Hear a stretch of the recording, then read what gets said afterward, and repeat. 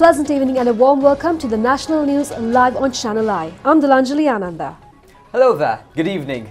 I'm Niket's Karnaratna. We'll start off with the headlines as usual. The state Cutin ceremony held under the patronage of the President. The number of corona patients increases with public gatherings. Next 2 weeks are decisive. Corona patients are at risk of getting diabetes. On to those and other stories in detail. The state Cutin ceremony and the festival of saffron colouring of robes were held under the patronage of President Gotabaya Rajapaksa at the Sri Mugunaram Rajamahavihara, Colombo, Kurunegala today. This is considered to be the second occasion since the reign of King Parakramabhu II to hold a Cutin ceremony sponsored by the state. It is the tradition since the days of ancient kings to cultivate cotton, spin yarn and use the cotton cloth woven from yarn to sew the chivara, known as Bhikkhu's robe, and presented to Mahasangha. Arriving at the Cutin Chivara Puja ceremony organized by the State Ministry of Batik, Handloom Fabric and Local Apparel Products under the guidance of Prime Minister Mahinda Rajapaksa, the President met the Chief Incumbent of Sri Mugunaram Rajamahavihara, Venerable Gallahapitiye Pemaratana Thera, and received blessings. Minister Dasiri Jayasekara conducted the ceremony of saffron colour dyeing of robe, mixing medicinal herbs to the dyeing pot and offering it to the Mahasangha. The President bequeathed the Cutin Chivara to the Mahasangha.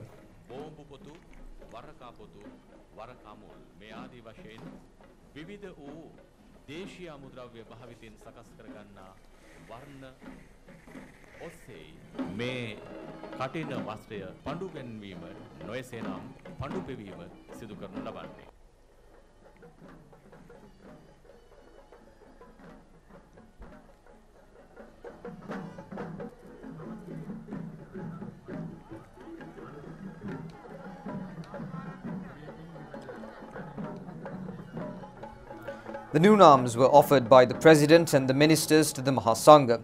President Rajapaksa presented the credentials cast to the Chief Sanghanayaka of the Northwestern Province and the Chief Incumbent of the historic Tissava Rajamahavihara, Venerable Mugunuvatavana Siddhatta Nayaka Thera. After Secretary to the Ministry of Buddha Sasana, Kapila Gunawardhana read the credentials document.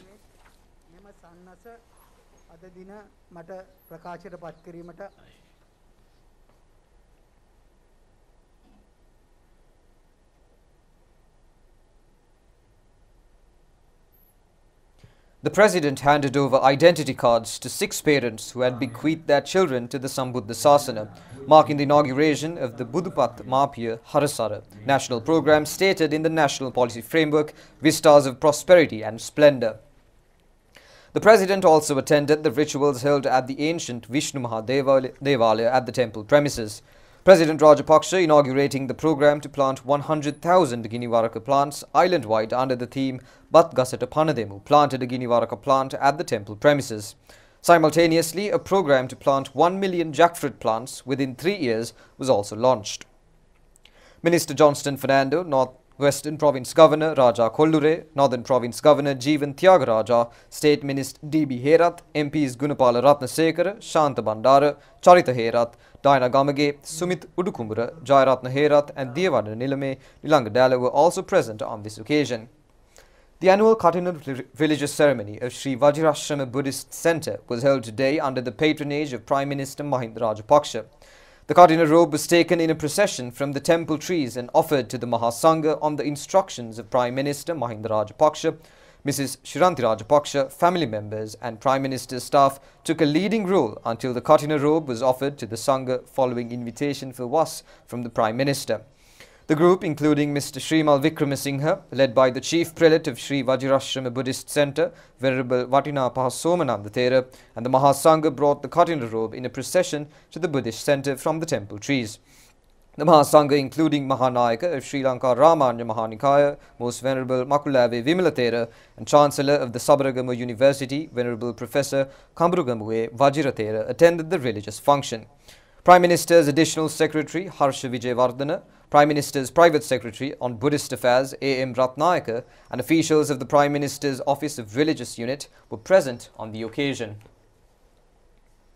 State Minister Professor ChannelEye Rupavahini says that the number of COVID patients has increased during the last 2 weeks. He has emphasized that people could act with more responsibility during the next few weeks since infected persons have been reported from public gatherings.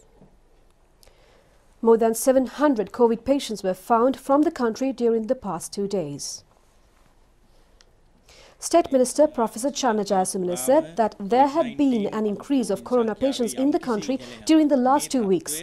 A significant increase has been registered in cities as well as in areas of public gatherings. People should be careful during the next 2 to 3 weeks. Increasing of patients in the country can be an obstacle to the steps taken by the government to open schools. Therefore, people should act with more responsibility. 6 months have passed since giving 2 doses of vaccines in certain areas of the country. According to a research conducted in the world, the immunity decreases to a certain level after 6 months. Therefore, a decision has been taken to give Pfizer vaccine as a booster to enhance immunity. It has been commenced already. Steps will be taken to accelerate the program in future. However, from the second week of November to the end of December, there is a period of decreasing the power of the vaccines and increase of patients. Under such background, people should be careful.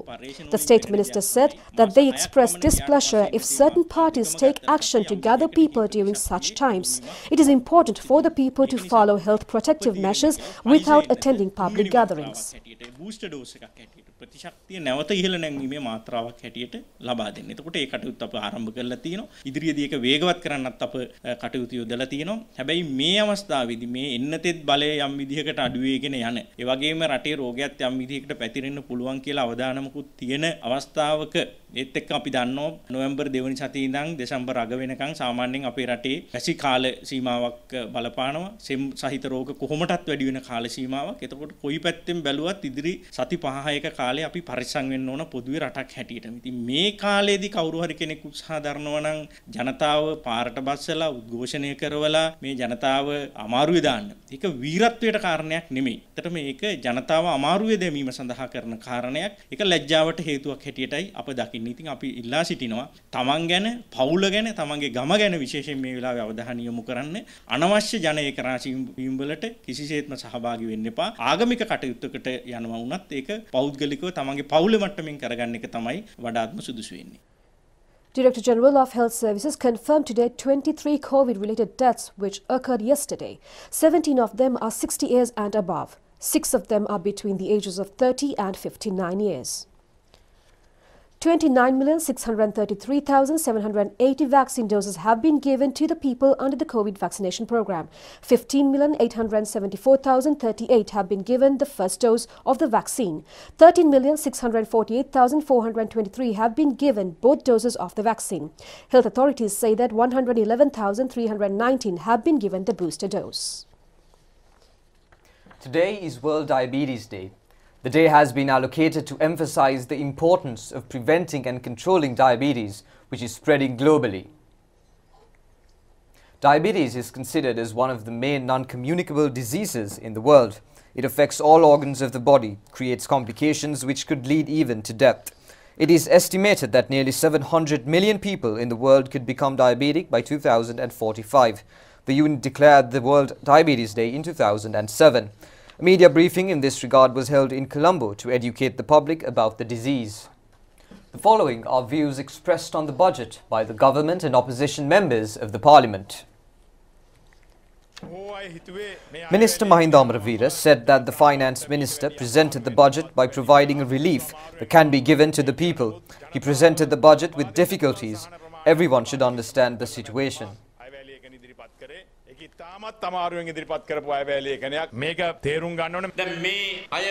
Minister Dallas Perumas said that this budget will be recorded in the history as the budget which curtailed privileges of parliamentarians. Previous budgets had given certain things to the parliamentarians. The government is always accused for price increase of goods and cost of living. He also said that they thanked the finance minister for extending the period to get a pension from 5 years to 10 years and for cutting off expenditure.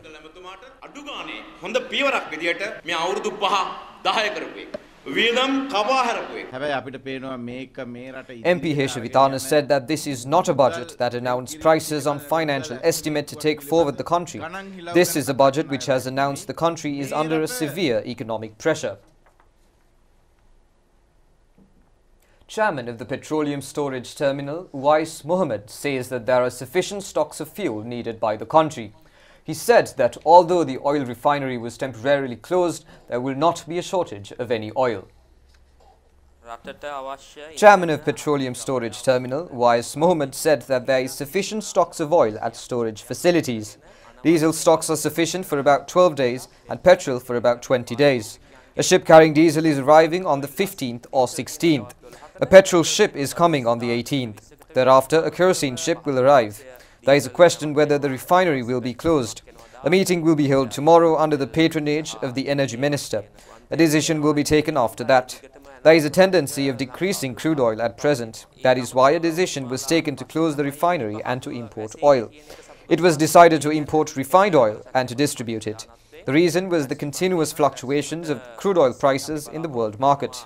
Therefore, crude oil suppliers did not take part in the tender process, and the other issue was the foreign exchange problem. He said that they will assure there will not be a shortage of kerosene oil despite opening or closing the refinery. MP Dylan Pereira says that despite allegations of the opposition, the country will be developed while controlling the COVID pandemic. He mentioned this while attending a function yesterday to West with the People Haliyala Atampitiya Udagama Road, which was developed.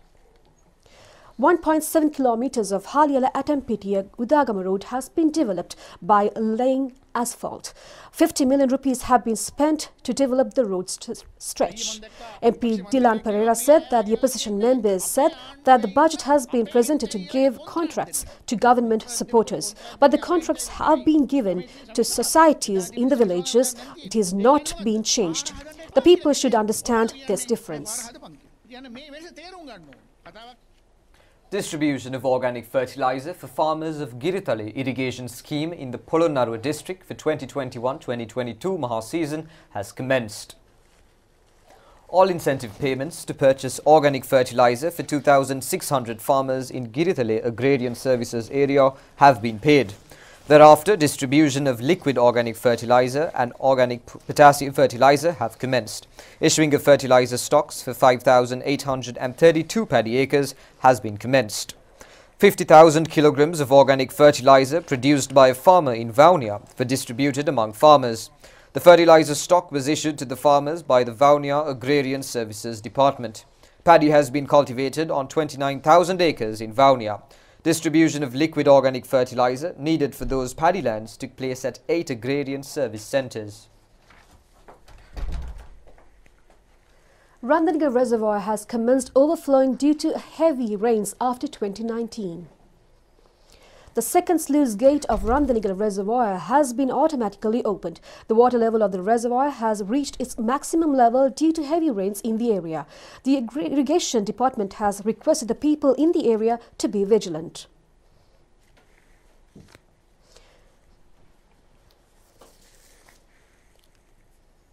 Travelling on railway tracks between Mirigama and Vijay Rajadahana railway stations has been disrupted due to sinking of the canal near to railway stations on Mirigama Colombo railway track.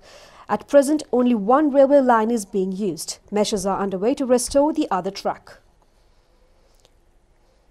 The Met Department says intermittent rains could occur today in Sabaragamu, northwestern, central, northern and western provinces and in Gaul and Matra districts. Rains or thundershowers can occur in Uva province, Ampara and Batticaloa districts in the night. The Met Department says strong winds at a speed of up to 40 km per hour could occur across the island. Rains or thundershowers could occur in sea areas from Kankasanthare to Mannar, Putlam and to Gaul via Colombo. The sea areas can become rough at times and those sea areas can become rough with strong winds and thundershowers. Kegaul District Secretary Mahinda S. Veerasurya says that a discussion will be held tomorrow on opening the Colombo-Kandy main road, which was closed from Lower Kadugannava area. The road was closed on the 10th due to a landslide risk. A landslide occurred in part of the mountain near the 98th kilometre post near Lower Kadugannava with heavy rains. The Road Development Authority closed the Colombo-Kandy road from Kadugannava junction and Ganethanna area. With that, trade stalls which were in danger at Lower Kadugannava area were removed. It has been found that there is a risk of earth becoming unstable due to a huge waterfall through rocks on top of Kadugannava mountain during rains. Polythene covers were used with the assistance of the army to prevent the situation. It has been identified that water flows into the earth from a crack near a rail track between Ihalakotte and Kadigamua. Accordingly, National Building Research Organisation took steps to drill the earth parallel to the road to drain out water. A group of officials of the organisation, university students and lecturers are engaged in research activities on top of the mountain. Minister Chamal Rajapaksa says, Minister Chamal Rajapaksa says necessary funds have been given to provide relief to the people affected by recent disasters. He has pointed out that a discussion should take place irrespective of party differences on continuous disasters. He mentioned this as a reply to an adjournment motion by MP Rajika Wickramasinghe.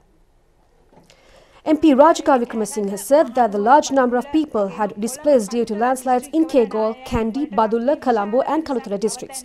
There had been loss of lives as well. Compensation should be paid and relief should be provided with the displaced persons. Steps should be taken to evacuate people from identified risky areas and they should be provided with suitable areas to live.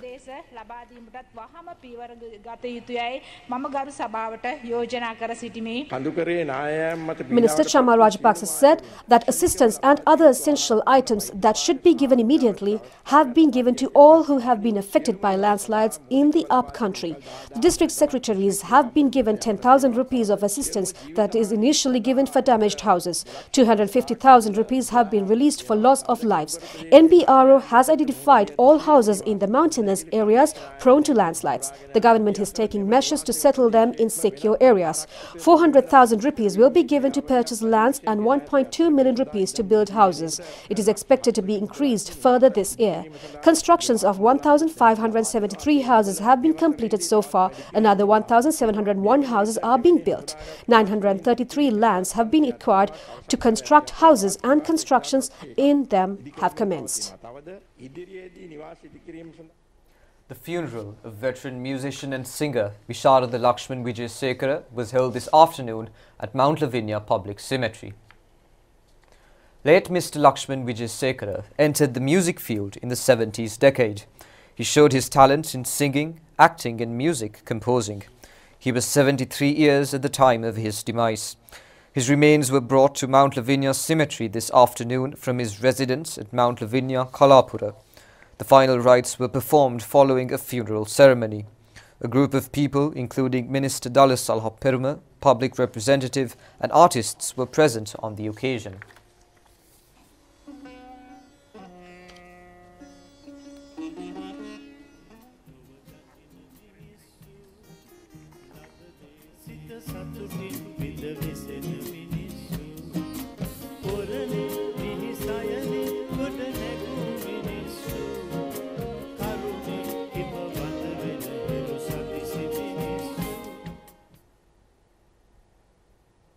That's all the news for today. Join us again at the same time tomorrow. Good night. Good night.